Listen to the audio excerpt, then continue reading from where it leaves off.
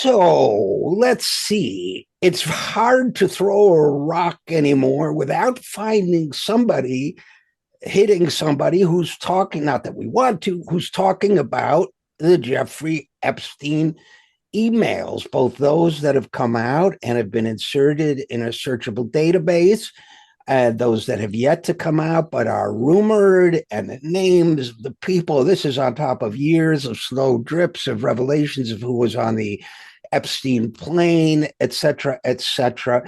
But I thought perhaps you and, in all humility, we could approach it, from our own perspective of, we've seen a lot of crap go on over the years, and we've seen the way the power relationships in this country and the power dynamics in this country have evolved. We've come a long way from C. Wright Mills and the power elite, which seems positively staid compared to 70 years later. We've got, well, it's not the power elite. I hesitate to know what to call it, but the pedophilia elite or something along those lines.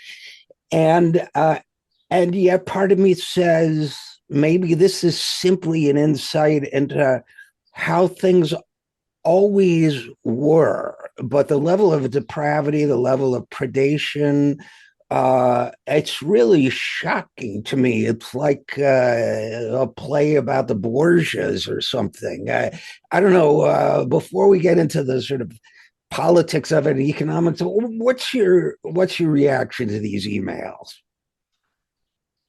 Well, I have been inundated, as I think almost every American has, by the frenzy of the mass media to provoke one politician or another to weigh in on all of this. Um, because of the involvement of Trump, obviously, at multiple levels of all of this, the presidency gets involved, and given the close balance in the Washington between Republicans and Democrats, it becomes necessarily wrapped up in football skirmishes, between them. So in a way, we have to deal with it. It's simply part of the air that we breathe.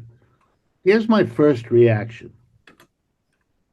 I was reminded of a movie that I found very disturbing years ago.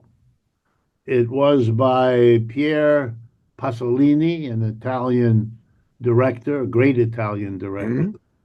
And it was called, I believe the title was 100 Days of Sodom or something close to that. Right, right. I And remember. Yeah. yeah, and it was a kind of in your face depiction of Jeffrey Epstein like activities among, I think, Mussolini fascism's elite in Rome or whatever government was enacted in that culture. Because it seemed to me that that movie was trying very hard to make us look at what is a key dimension of that society, but carefully kept from public view, even when it happens in public.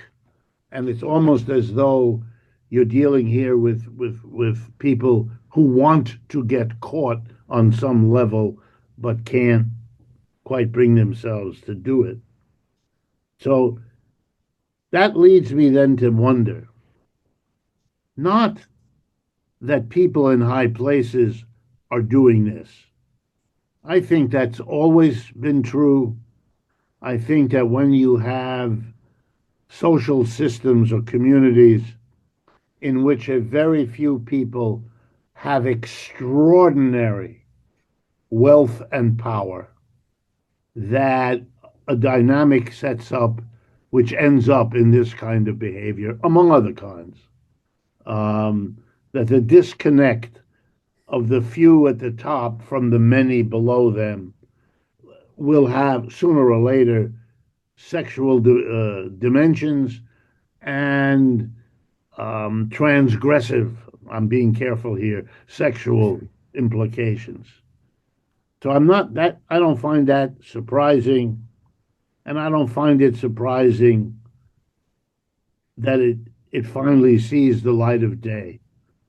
I think that in a peculiar kind of social justice, the mass of people want, if you allow me the metaphor, to pull aside the curtain that normally hides all of this in the sphere of private life of these people. There's a kind of voyeuristic pulling back the curtain so it's all out there for everyone to think about, talk about, gawk at, and so forth. So, what am I left with? But where my brain takes all of this is I think all Americans, I really do think, I think we all know this. Mm. I don't, I think there's something stunningly unsurprising, and not just for you and me, but for everybody. It's in the newspaper because everyone says to himself or herself or to his partner or her partner, "I knew it." A kind of, even if they Right. didn't. I there you want. Well, what is it you want? You want this not to be a surprise. So here's my conclusion. There are many things, and I learned this from my wife, who's as you know, a psychotherapist. For a long time, she marveled at the frequency with which the people who came to see her for help had as children a trauma of incest of one kind or another. And what fascinated her, and she taught me, I hadn't thought about it, was not that it's so widespread, although she had to learn that, she didn't know that, but that it has always been handled in our culture precisely in the opposite. In other words, we all know what that is, but we all think it happens very rarely and to isolated people in some mountain backwater of Maine or West Virginia or something like that.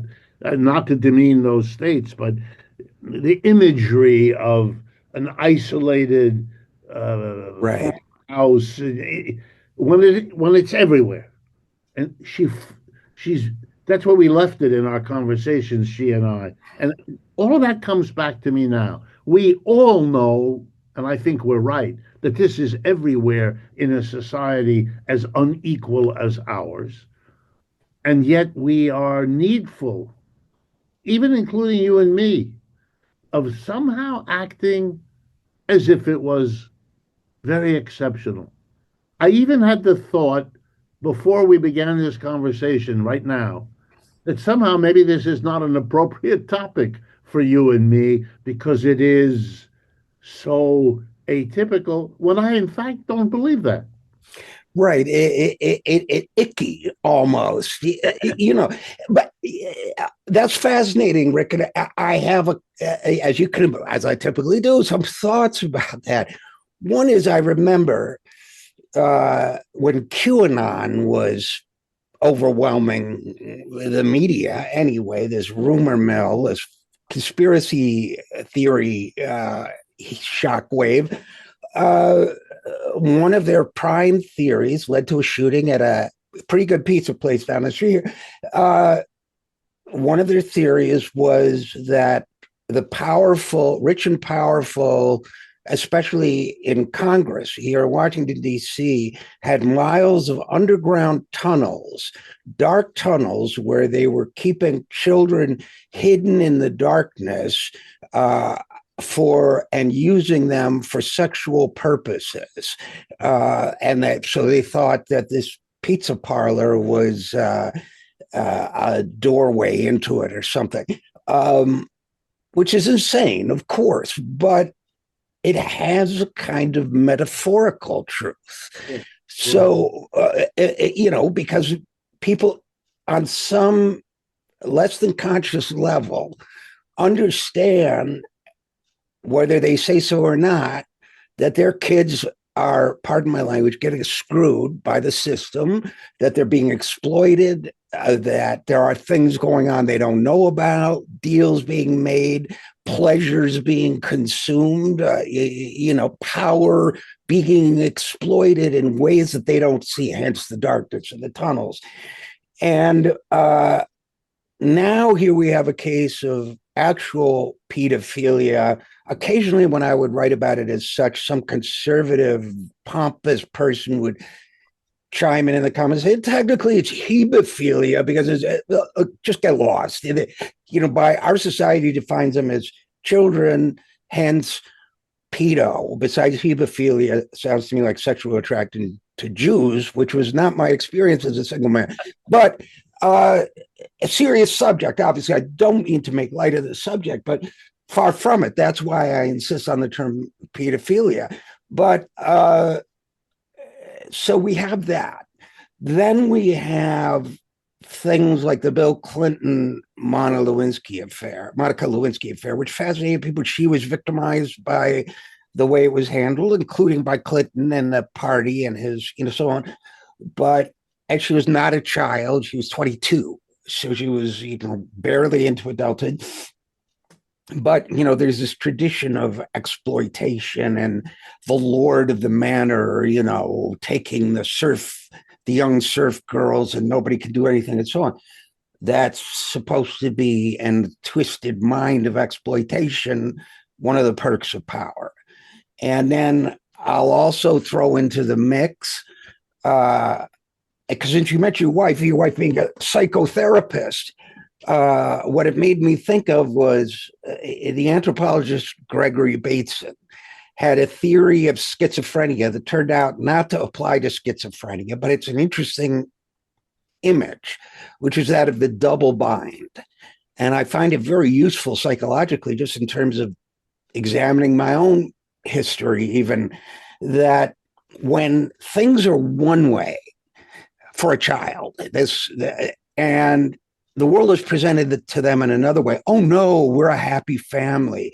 Oh no, your parents love each other. Oh no, your dad's a good dad. Whatever it is, and on some level, they know that's not right. They feel it in the body. They're terrified. They're victimized, right? But they internalize it, and then there's this disconnect, right? And it creates tremendous anxiety, and sometimes it can be shocking to learn to know, actually, whatever the situation, your dad's a bad dad, or your parents hate each other, or whatever. But there's always a sort of fascination and relief. And so, everybody, I've heard criticism that people are being salacious in their fascination with the Epstein emails. And I'm sure there's some of that, but I also think maybe it's a little bit of a resolution of a double bind too. Like, we know this is a crappy system. We know all these people, Donald Trump and Bill Clinton and Larry Summers and this one and that one, Ehud Barak in Israel. They all know each other and they all do horrible things together. So, getting back to your point, I think there's a part of us that says, yeah, okay, at least I know now. At least you guys are out in the open. Does that make sense? I think that absolutely. I think that's part of the fascination. And it's so interesting that I come at it this way, you come at it that way. What we're doing though is it's almost as though we were cataloging the multiple ways in which this experience speaks to people. And so I hate to admit it, but I can now understand better why the mass media put it on the front page, because it sells newspapers. It gets you the eyeballs of the people who want somehow to get a certain kind of catharsis out of reading up, reading deep into the story in the newspaper, in the umpteenth paragraph, to get the latest salacious tidbit that the reporter has woven into the story. And I see myself sort of fascinated with it. I'm particularly struck with the fact that a famous economist is like I'm an economist, a professor like me at the school I also attended, and it's famous in academic circles. This story of the quote unquote senior male professor surrounded by young women who are, in their 20s or maybe in their 30s. And the power situation in there is so lopsided. The fate of the young woman, will she get an A? Will she get a good reputation in the department? Will she get her degree? Will she get a letter of recommendation that will boost her into a job or not? All of that depends on pleasing this man. When you know that the emotional maturity of most academics, at least those I've met, is, how shall I put it, underdeveloped. Would be Polite. a good one. Uh, You put together an underdeveloped male professor in a position of power, extraordinary power, and a ambitious young woman who wants to succeed at what she's giving herself to as a student. You have a recipe for what indeed happens all the time. and And you're being polite, yes, Mr. I am. Wolf, and you're not mentioning cough cough Larry Summers cough cough by Right. name, but Summers is, I mean, he's part of the world you live in, so I'm sure you guys have known each other, encountered have history of some kind of familiarity with one another. I've only passed by him in corridors, here and there in Washington, but never interacted with him. I've interacted with Geithner and some of the others, but that's another story. Larry Summers is on record and I think it's worth mentioning it by name for a couple of reasons. Some of the specifics of his story. One, he's in the Epstein emails by name, continuing to talk with him as if he were a very close friend, well after his initial conviction, plea deal in 2005, including both about how to get funding for a project of his wife, who we won't name for discretion purposes, but getting funding for Larry Summers' wife, and for advice on how to continue seducing or seduce or whatever, consummate or reconsummate a relationship with a young female economist. Now, this is the worst of professorial behavior. It's considered an ethics violation by, I mean, I don't know if she was a student, so maybe not, but it's certainly not considered good behavior. This is a guy who's been at the very pinnacles of power as Secretary of Treasury and everything else, doesn't understand, first of all, not to do this stuff. Secondly, not to put it in an email. I mean, so there's that piece of it. But there was another dimension of the Larry Summers. There's a searchable database. And of course, one of the first names I put in was Summers. And I couldn't help myself because he's, politically and have been an adversary on so many policy issues. And I didn't just find that everybody's reporting about the young woman, right? And Epstein says he's being Larry's wingman. I mean, this is disgusting. But I also found this, Rick. I think you'll find it interesting. Larry Summers writes to Jeffrey Epstein about a meeting where they, quote unquote, yipped about inclusion, end quote. Now, this is Larry Summers after he really harmed his public reputation, and I think he had to leave the presidency of Harvard for suggesting that women were innately less capable of doing math and science than men. So he said he went to this place where they, quote unquote, yipped about inclusion, end quote. Then he says, with all the air of someone who thinks they're way more clever than they actually are, he writes to Jeffrey Epstein, quote, I observed that half the IQ in the world is possessed by women without mentioning that they are more than 51% of the population, end quote. Ha, ha, ha, ha. Meaning that he's still saying women are less intelligent than men, right? Do the math, right? It's pretty simple.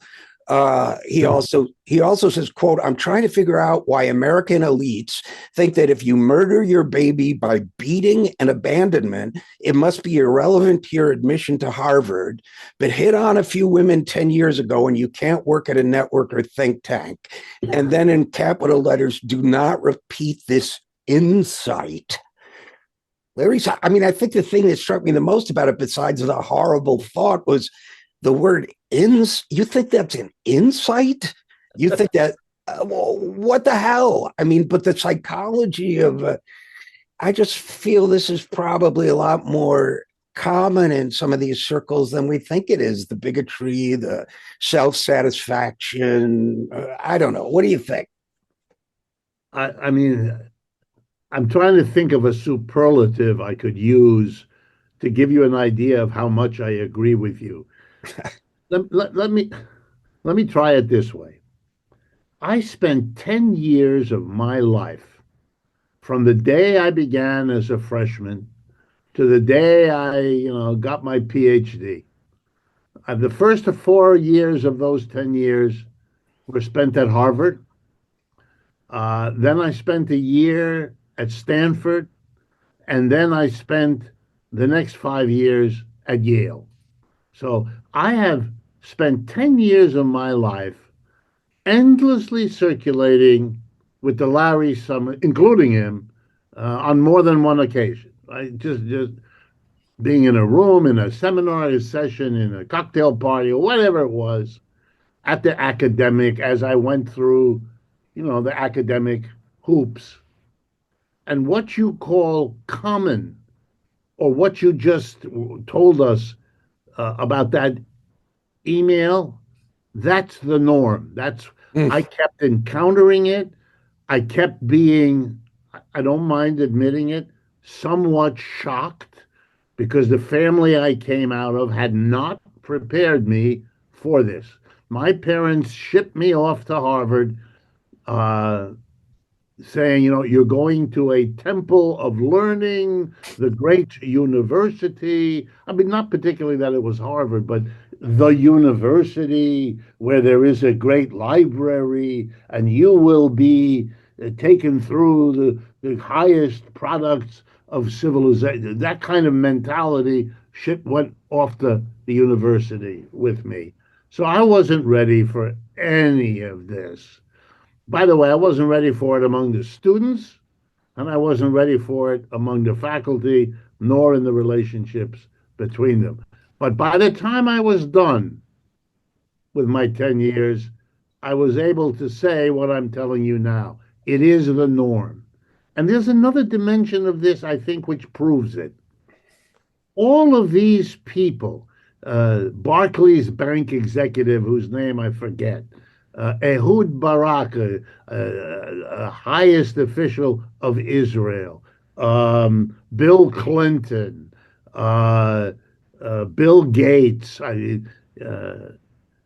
They all went on that airplane to an island where young girls who obviously don't live on the island were present and were being interacted with, as careful as I can be.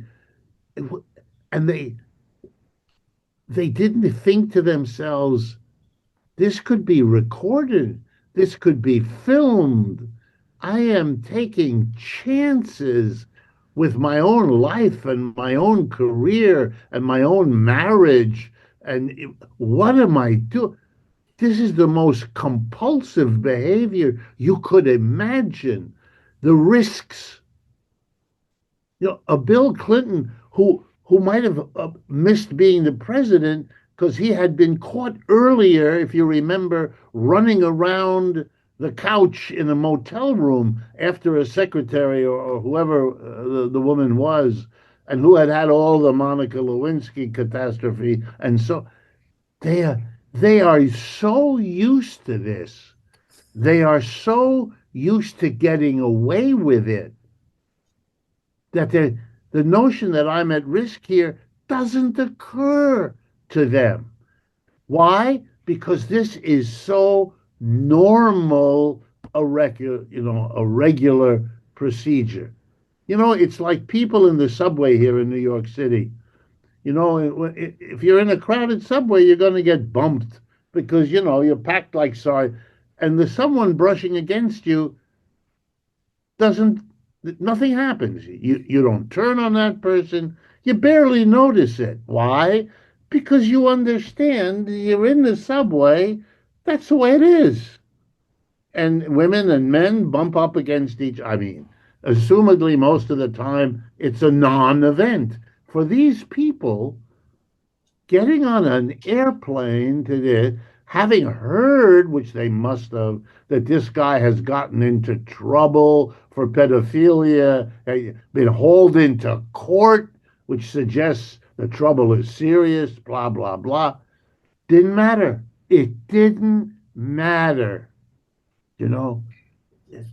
And Donald Trump sent that card. He denies it, but it's clear that he did.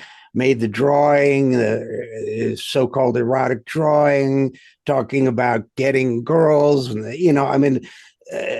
and the whole notion that these poor, traumatized young women were treated like disposable, products, and so many of them had their lives ruined. But you're right, the sense of imperviousness, the sense of invincibility, even after the guy had, faced court problems and everything else, the comfort of, kind of noblesse oblige of it all is shocking. But there's, Richard Wolff, there's one question that keeps, excuse me, that I keep wondering about, which is, to what extent is this a perennial thing? If we could have looked into the 1940s or the 1920s, we would have seen the same thing. And to what extent, you mentioned the Pasolini film, Salo, 100 Days of Sodom, which is about the last couple of years, if I recall correctly, of the Mussolini era, before the fall of Mussolini's Italy. There have been movies about the decadence of Rome before the fall of the empire. I wonder to what extent this is the decadence that precedes the fall of empire, and to what extent this is just, well, these ultra powerful people have always been like this. The way it's a good question, and I don't really know the answer.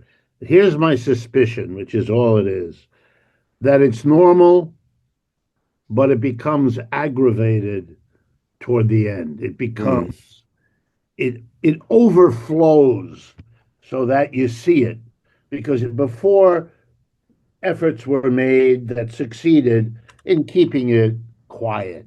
I mean, when I was at Harvard as a student, we were all told about the Kennedy family. Everybody who was a student talked about it. First of all, the Kennedys weren't that much older than us anyway, as students, and they were famous that the two brothers, John and Robert,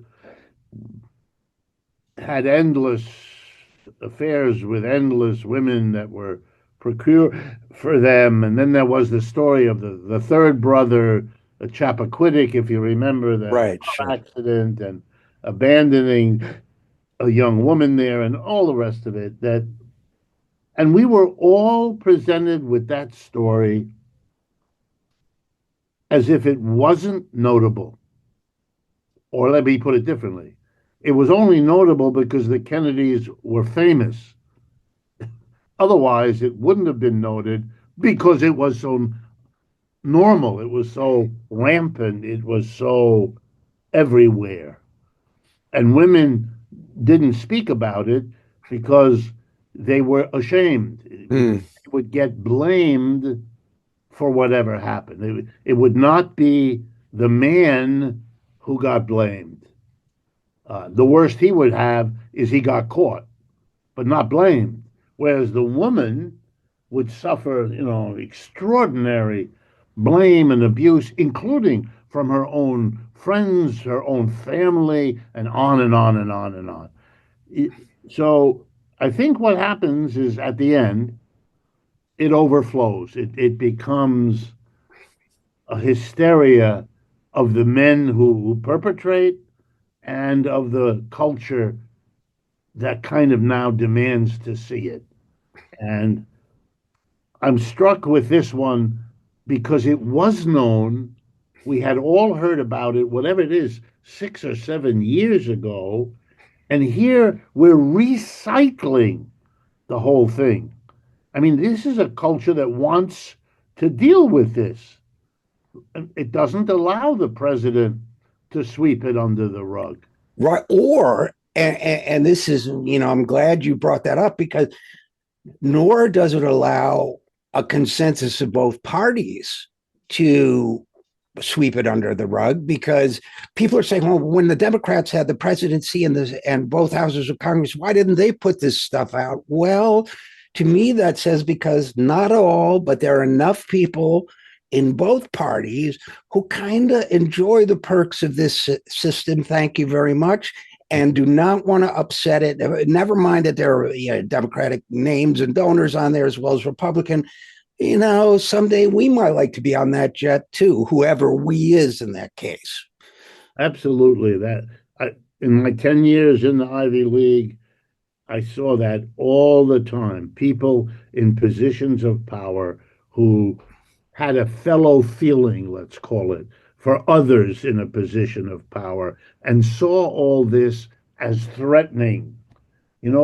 This would be, I'm going to make up a case. This is not a real story, but this would be I'm going to exaggerate even further. Let assume a woman president of a college who hears about a faculty member or administrator under her in the pecking order who is inappropriate with some young lady or something like that, or some man for that matter.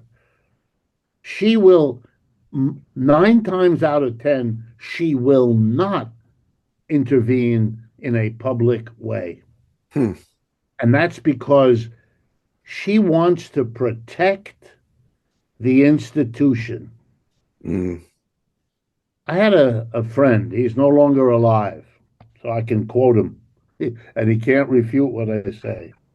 He was a policeman at Yale University, Hmm. working for the Yale Police Department. And I got to know him because uh, babysitters for my children came from his family. So we got to know them. And he used to tell me what was his instruction when there were sexual improprieties. He used words like that between students and the surrounding community. Well, much of the surrounding community at Yale University in New Haven is African American. I mean, it's a black ghetto, and so now you had the added issue. You could have a sexual interaction between a white and a black person, adding all of that drama to it all. And he would tell me there's a whole procedure. They would not, if the police were involved, like him, and he had to go and rescue somebody or break up something, how he was to handle it, and the whole rigmarole, the whole procedure was to maximize the probability that nothing would get into the newspaper. Mm. Mm. If an arrest was made, it had to be done in such a way. If there would be a police record, it had to be managed in such a way. Because the number one thing was not to allow it to become not common knowledge that if you sent a child who of 18 years of age or whatever to Yale University, male or female, they could get caught up in what, in fact, they could get caught up in. This had to be hidden, and there was an unspoken commitment to keep it hidden. And so there were both hetero and homosexual events all the time that many of us knew about because a friend was involved, or we happened to be there, or it was a party that got out of control. And we all learned very quickly how the university handles this, which is what event. So, yeah, I think it's easy to show you. I could show you that a young man, or for that matter, a young woman who comes to Yale and goes through that, or Harvard or Stanford, it's all the same, is literally trained without knowing it in how to manage this part of life quietly, silently. In other words, they become complicit in making believe it isn't the norm, even though they personally know that it is. And that is a microcosm of the society of power at large, right? Because we now have a system where you don't get to the upper ranks of power without going through 99 times out of 100 without going through exactly this type of social as well as educational indoctrination. So I guess my closing thought for this is that if all of this is reflective of a new era of transparency, even if the depravity is or isn't accelerating, the transparency itself may lead to a rejection of the elite structure that this all reflects, which can only, in my view, be good for society. But that's my closing thought. What's yours? Yeah, no, I agree. I think that's partly why you and I just spent this time talking about it, that there is an important lesson in pulling aside the curtain and saying, look, here, because what we're doing, whether we understood it when we started this conversation or not, we are saying this is what the peak of power in late capitalism in the United States looks like. Don't fool yourself. You know, just like we would have otherwise perhaps discussed what goes into the mentality of a president and of an administration that wants to reduce the food stamp program for Right. 42 million. I mean, what what are you telling the whole world you're doing? As you organize a war against Venezuela, you're squeezing the food stamp. I mean, it is so grotesque that it has to be spoken because of what you just said, that it's showing people something, and they need to confront it. They do. Well, on that note, which is oddly optimistic, I would say positive after all this sordid stuff. Richard Wolff, economist, host of Economic Update. As always, thanks for coming on the program and sharing your thoughts.